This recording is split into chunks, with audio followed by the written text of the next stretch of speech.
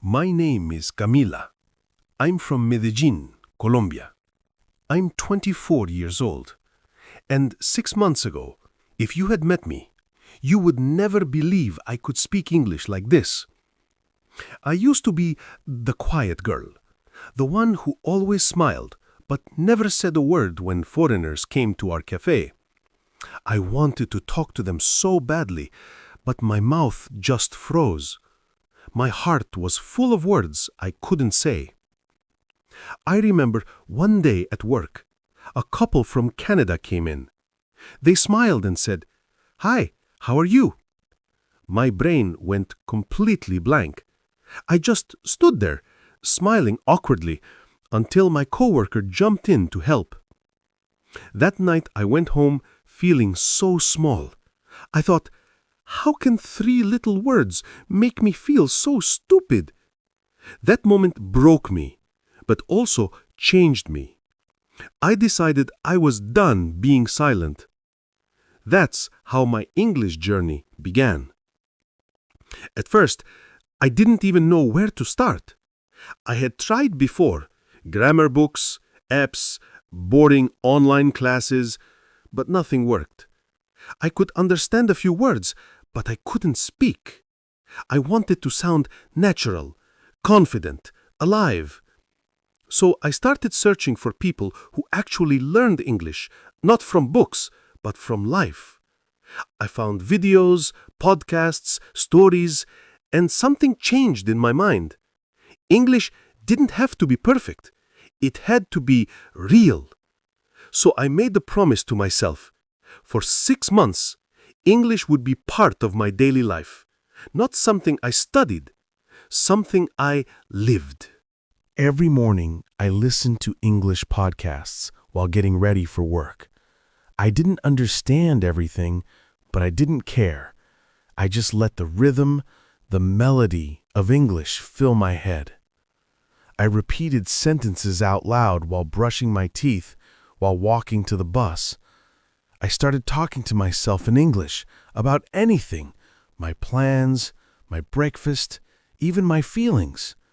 I looked crazy, but I didn't care. Then I changed my phone's language to English. It was hard at first. I couldn't find the settings. I pressed the wrong buttons. But slowly, my brain started to adapt. English was everywhere now. One evening, I found a YouTube video titled, "Don't Study English, Think in English." That sentence hit me like lightning. I realized I had been translating every word in my head before speaking. That's why I sounded like a robot. From that day, I stopped translating. When I didn't know a word, I explained it in English. If I forgot umbrella, I said, "the thing you use when it rains." And guess what? People understood me. That small change gave me confidence.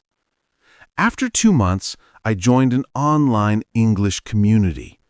People from all over the world, Japan, Egypt, Italy, Brazil, were there. We met on Zoom to practice speaking. The first time I spoke, my voice was shaking. My hands were sweating. But everyone was so kind. They smiled, they waited, they listened. I realized something powerful. Nobody cared about my accent. Nobody laughed at my mistakes. They cared about connection. I started talking more, making friends, laughing in English. It felt incredible.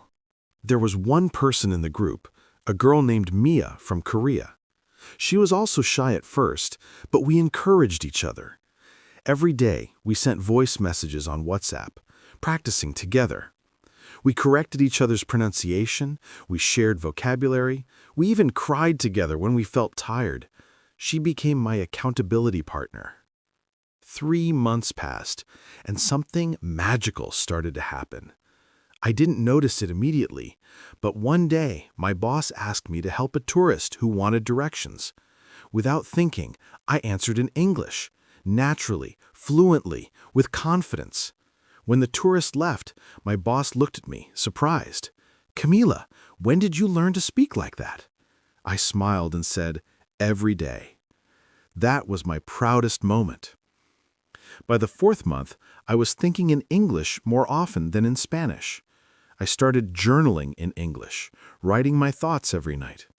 When I watched movies, I no longer used subtitles. I even started dreaming in English.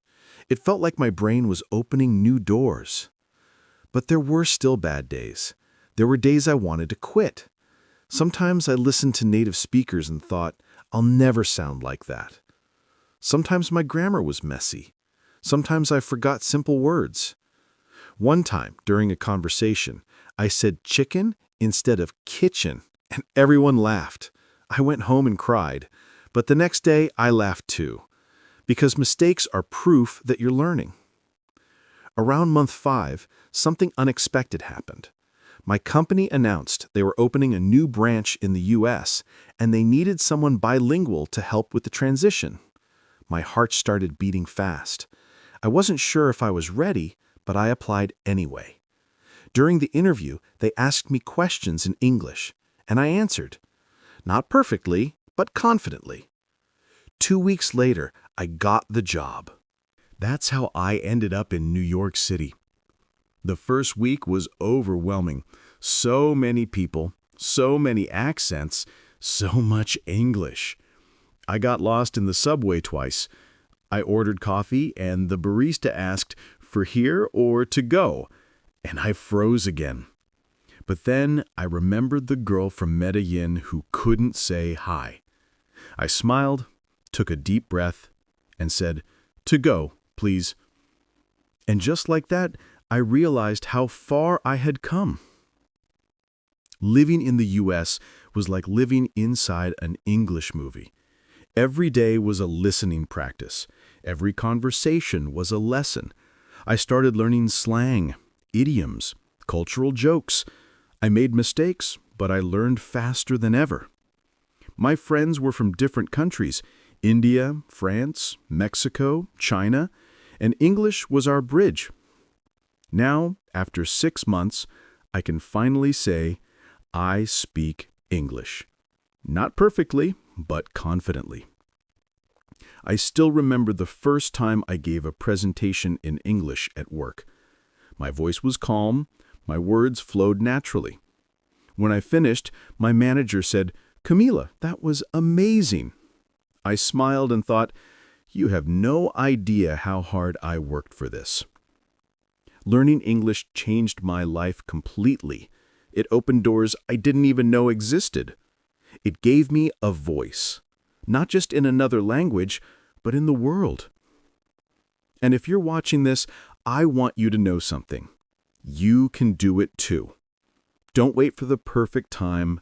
Don't wait until you feel ready. Start today. Speak even when you're scared. Make mistakes. Laugh at them. Keep going. Because 6 months from now, you'll look back and realize you're no longer translating, no longer afraid. You're living in English. So tell me, where are you from? And what's your biggest dream in English? Write it in the comments.